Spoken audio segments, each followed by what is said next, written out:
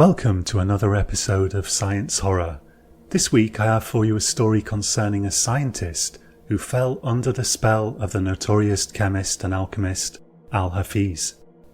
The Genovese police have as yet taken no action regarding Al-Hafiz, and it is said that they are afraid of him.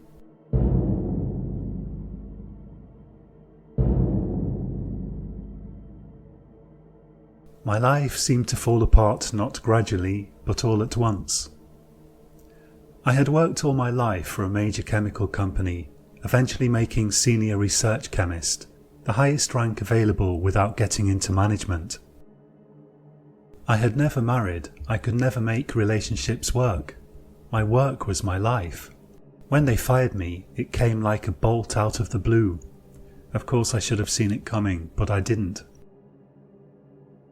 They said I had fallen under the spell of pseudoscientific theories, in particular, the theories of Al-Hafiz, whom they said was mad.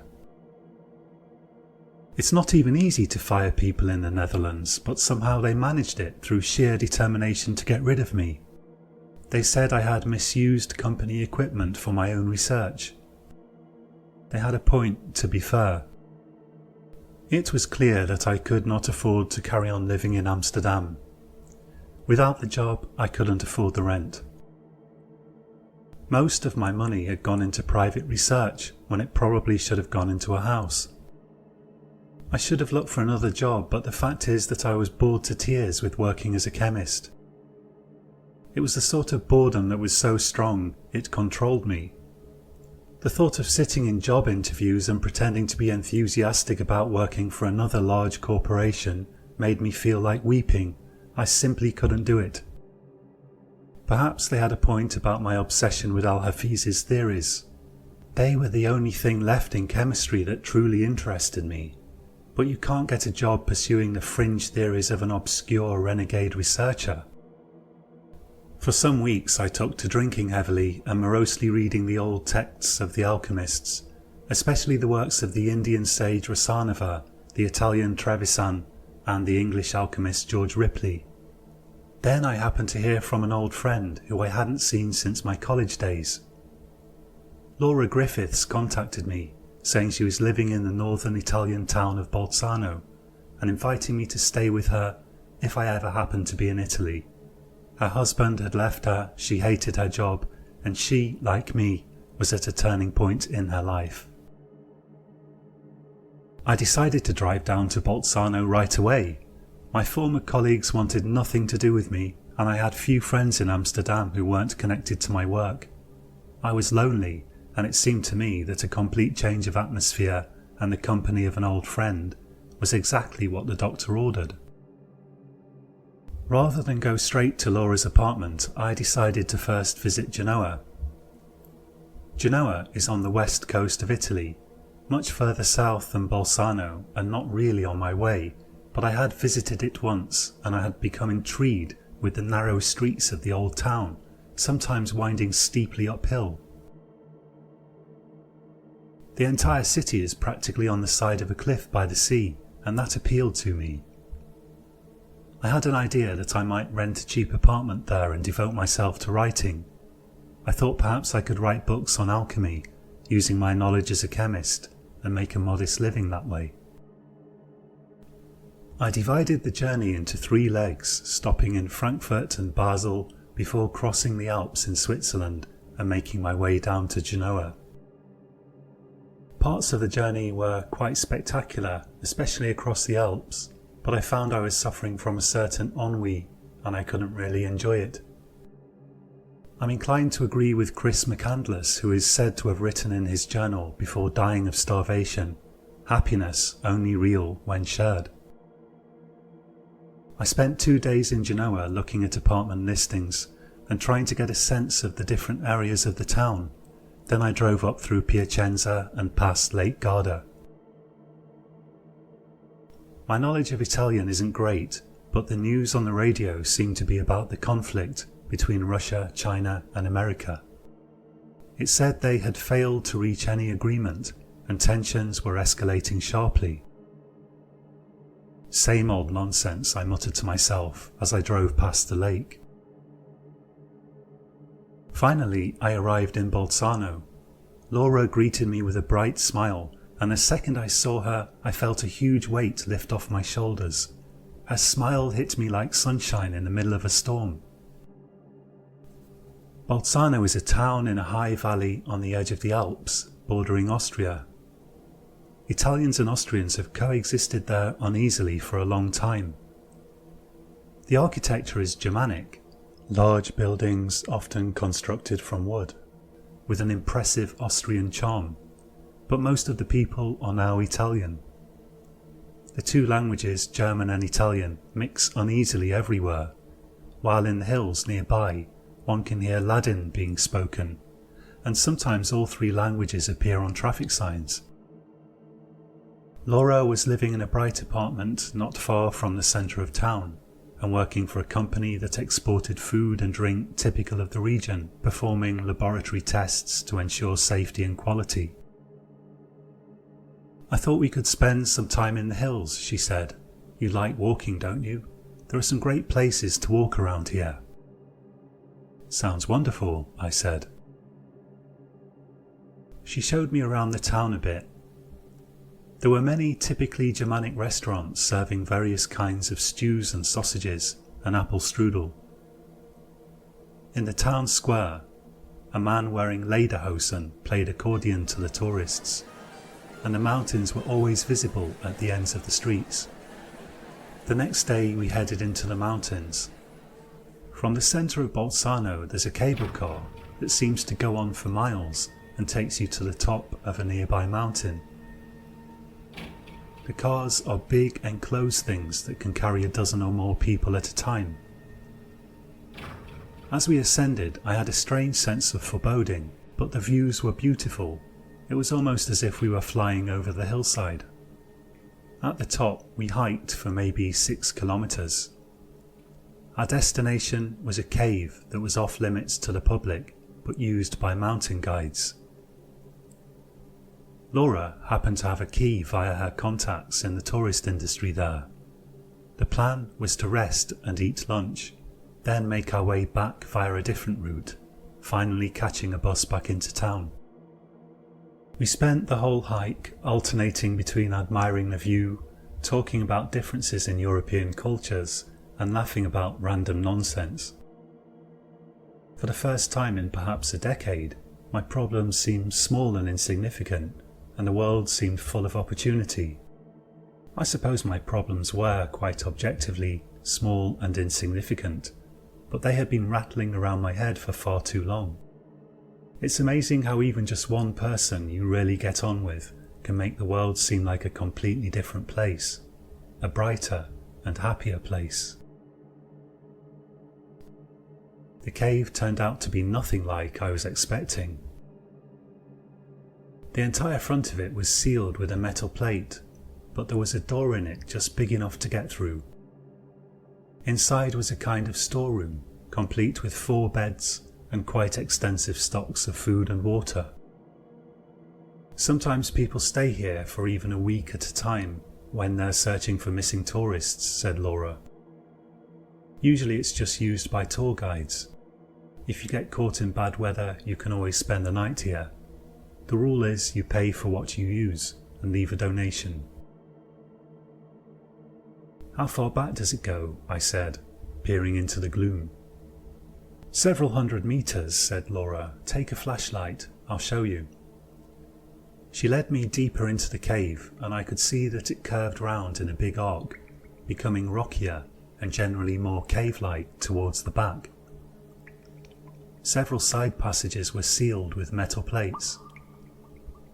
Right at the end there was a steady drip of water from the roof, and a number of small stalactites. We were admiring the rock formations when there was a bright flash, as if someone had set off a stroboscope inside the cave, followed by an enormous deafening bang, then a roaring sound. The ground seemed to vibrate and shift, as if an earthquake had begun. I said, "What the hell?" "Did something explode?" said Laura. We rushed back to the front of the cave. The roaring sound there was louder, and the entire cave was still vibrating. Nothing seemed to have exploded inside the cave, but there was a bright glow around the edge of the metal door. "What's going on out there?" I said. "Something must be on fire," said Laura. For the next 10 minutes we watched the door nervously. Gradually the rumbling and the light died down. "Let's take a look," I said finally. "Be careful," said Laura. I slowly opened the metal door. I couldn't immediately see anything out of the usual, except the sky was very dark and there was a strong wind. "Seems okay," I said. "Must be a freak storm." I stepped through the door and beheld a sight so monstrous, so nightmarish, that I couldn't believe what I was seeing. Laura quietly joined me, and then she saw it too. She began sobbing. "Oh God," she said, her voice cracking. From the side of the hill we could see 3 separate fiery mushroom clouds. They seemed vast. We could not but think that they must each have consumed an entire city. As we stood there, the wind seemed to rapidly increase to hurricane levels. "Back inside," I shouted. "Get back inside." As soon as we got back into the cave, I shut the metal door and started looking for some way of stopping up the cracks around the edge of it. There really wasn't anything that I could use, so I took a sheet off one of the beds, doubled it up, opened the door, and then shut it again with the sheet trapped between the door and the frame around it. That stopped up the gaps fairly well. I looked at Laura. She was pale and shaking. "Are those?" she said, unable to get the words out. "I think so," I said. "Nuclear explosions." "Where?" she said. "Bolzano?" "I don't know," I replied. "Would we still be alive? I have no idea." Suddenly our mobile phones began wailing. They were both displaying some kind of official alert. It said Italy is under attack, and we should stay inside and keep windows closed until further notice. That was all it said. Neither of us had any phone signal. I don't know how our phones even managed to receive them. "Is there a radio in here?" I said. Laura didn't reply. She was just staring at her phone. "Let's try to find a radio," I said, and I began looking through the things on the shelves and in the cupboards. Eventually, miraculously, I found one, and it seemed to have fresh batteries in it. But when I switched it on, I could only receive interference. It had an AM button, but that didn't help. "Nothing," I said. "What are we supposed to do now?" said Laura. "We have to stay in here for as long as possible," I said. "I read that somewhere. The radiation is worse at the start. With every passing day it'll get better. We mustn't go out." Laura seemed to be in a state of shock. When I look back now, I wonder why I wasn't more shocked myself. I think the reason is this. In the preceding years I had become so disenchanted with life that I expected only the worst from life, and nuclear mushroom clouds didn't strike me as necessarily all that much worse than what had gone before. I wasn't thinking about all the many people who must have died, and all the people who must be suffering enormous, unfathomable pain. I had got so wrapped up in my own problems that I already saw the world as dark and full of suffering, and I couldn't comprehend the change in scale of the darkness and suffering at that moment. "Are you okay?" I said. She nodded. "I think we should go to the back of the cave," I said. "We can drag a couple of these beds back there." We began to shift some essential things further back into the cave. Due to the way the passage curved, that put a corner between us and the outside.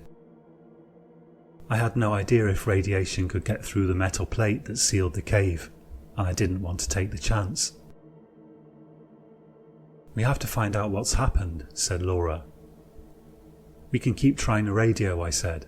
"We should try to stay in here for at least 3 days. What about water? Said Laura. We can collect the water dripping at the end of the cave, I suggested. Where does it come from? She said. It might be radioactive. I had no answer. Was the water draining directly from the hillside, or was it coming from some sort of aquifer? I had no idea. There were some kinds of fruit in juice that we could drink, and we had 4 litres of water with us, but apart from that, the steady drip at the end of the cave was our only source of water. We might be able to get through 3 days without drinking it. The next 3 days were a nightmare, although they could easily have been much worse. We pried a metal sheet off one of the side passages and used that as a bathroom, which saved a lot of embarrassment and other unpleasantness. We had enough food and just about enough water, and when the primitive battery-powered electric lights in the cave ran out, there were candles and 2 oil lamps, and a supply of oil. The first day was the worst. We couldn't quite believe what was happening. We grasped at straws. Perhaps the mushroom clouds were only due to chemical explosions. Perhaps if we went outside, we'd find everything was more or less normal. Perhaps the radio would work if only we were to take it outside. We tried propping the radio with the aerial leaning against the metal plate that sealed the entrance, in the hope that the metal would act as an antenna, but that didn't help. Then, after a whole day had passed, finally we started to receive radio broadcasts in the AM band. They confirmed our worst fears. A global nuclear war was in progress. Large parts of Europe were simply gone. Only after the radio confirmed what our own eyes had seen did we really believe the evidence of our senses. We fell to discussing how long we should stay in the cave for, and we more or less decided to stay in there till the food ran out, which we estimated would take 2 weeks if we were to literally eat absolutely everything. The radio constantly told people to stay inside if they possibly could. In theory, staying in the cave for 2 weeks was the right thing to do.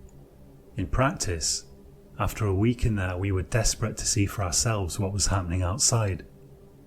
We decided to unseal the entrance and go and look.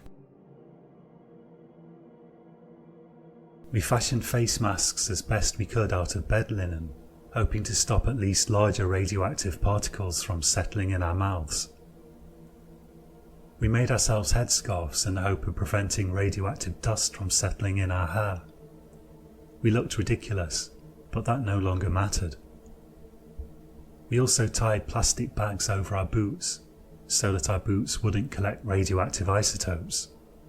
Then, we stepped out into a post-nuclear world. On the nearby hills, a lot of the grass had yellowed. Further away, there were massive burnt patches on the landscape, as though conventional fires had raged everywhere, which they probably had. In places, the hills were still burning, and there was an acrid stench of smoke in the air. From our position, we couldn't see any major towns, and we had no idea what had happened to Bolzano, so we started to descend towards the town. As we walked, an endless catalogue of horrors assaulted our eyes.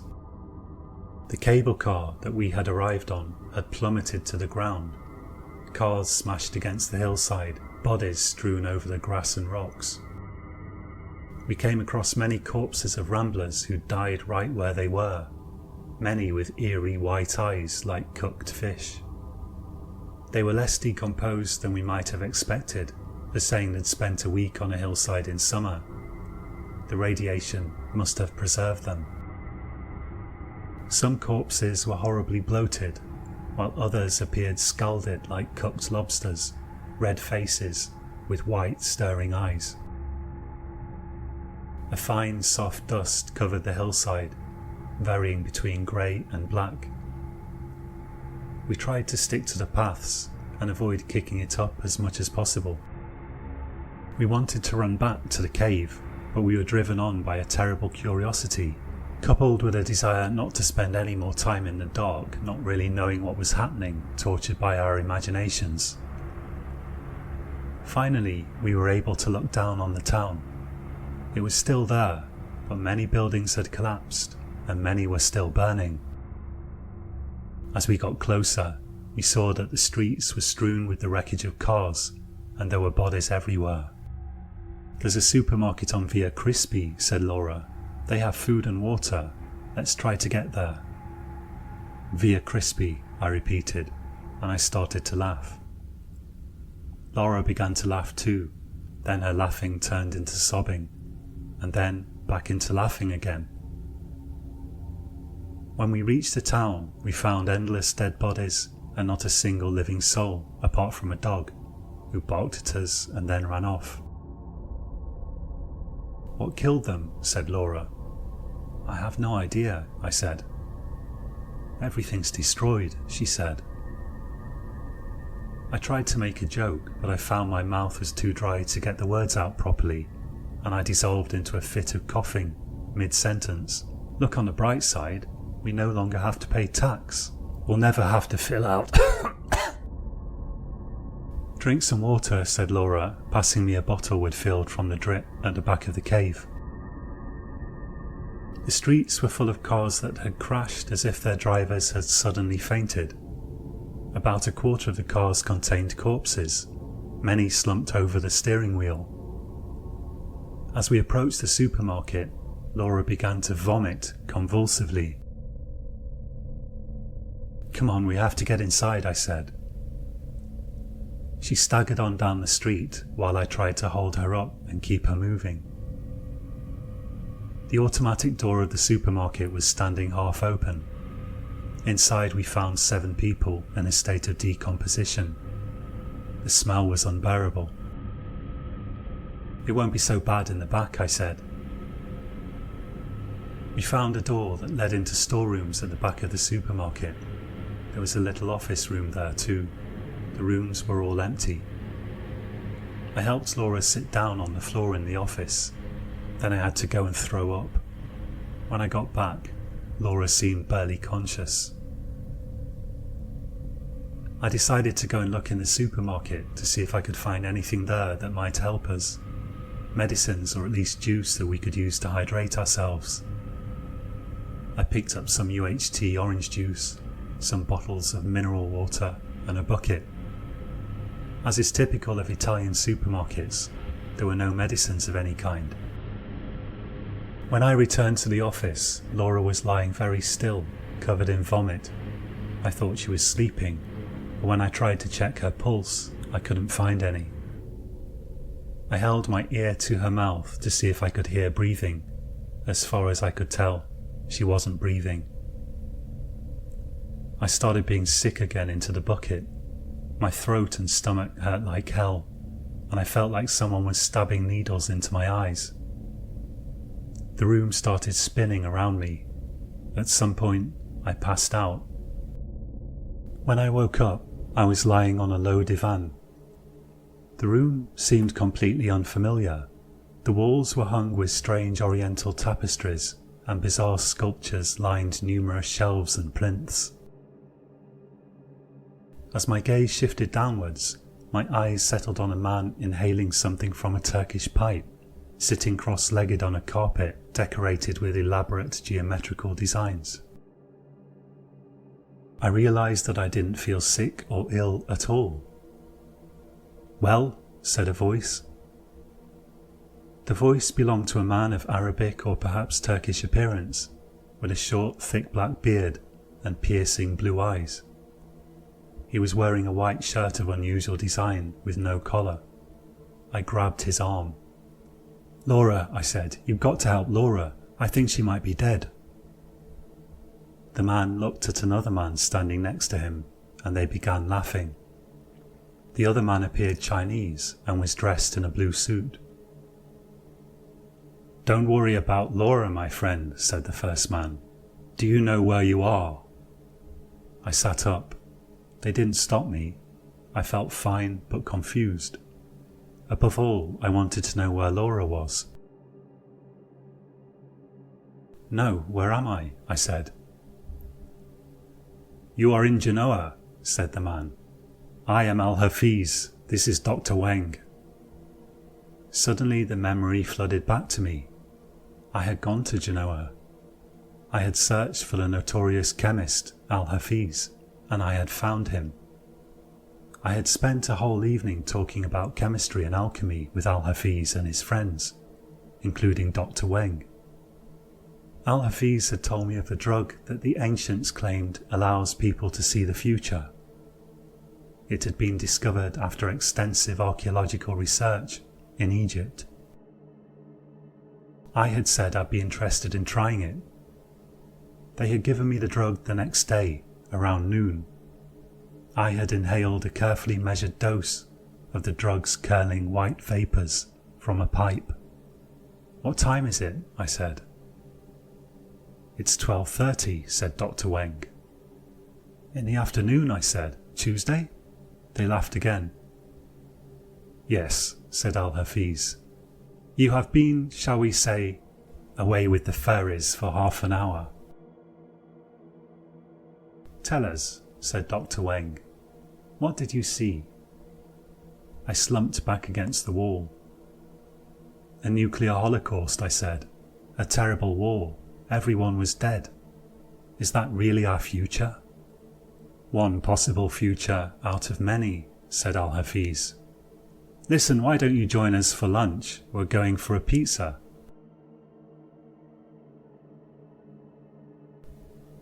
By 3 I was on my way to Bolzano after a pleasant enough lunch, with a job offer from Al-Hafiz. He wanted me to research information in certain ancient texts. They would pay me well for this work, and I would be able to live wherever I liked. I had told him I'd think about it. I had just been to hell and back, and I didn't feel as though informed consent had really come into it. They hadn't told me I would spend what felt like a week thinking I was in the middle of a nuclear war. I had imagined I would just have some vague hallucinations about future events, at best. Any work connected to Al-Hafiz therefore felt like a Faustian pact. On the other hand, they only wanted me to research some old texts. They weren't asking me to be a human guinea pig. I had unwittingly volunteered myself for that, and I wouldn't make the same mistake again. What could possibly go wrong? What was it that I had seen? A dream? A vision? No ordinary dream could have been so vivid, so detailed, so real and so long. The roads I was driving along looked exactly as they had in my dream. It was as though I had driven along those roads only a week earlier. I knew the route exactly as well as if I had driven it a week earlier.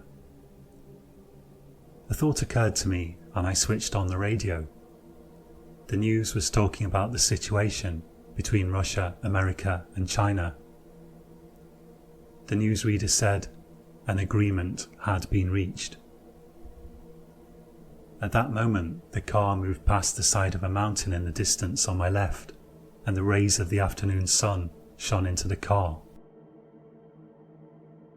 My phone buzzed on the passenger seat, telling me I'd received a text message. I pulled over into a lay-by and read it. It was from Laura, suggesting we meet in the town centre, in the square. There was a man there wearing lederhosen and playing the accordion, she said. She can meet me at the adjacent benches. In an hour, I would be in Bolzano. Thank you for listening. If you enjoyed this story, please petition the Genovese police to have Al-Hafiz arrested on charges of necromancy and breach of the laws of physics. Also, please consider clicking the like and subscribe buttons. My name's John and you've been listening to Science Horror, which I'm now spelling without a space since I've realised the separate words science and horror are far too generic and make the channel hard to find. From now on, I'm also going to release new episodes every Friday at midnight Central European Time, since many people seem to listen to my stories at the weekend. perhaps while performing monstrous rituals, or working on loathsome machines of obscure purpose. Thanks again, sleep well.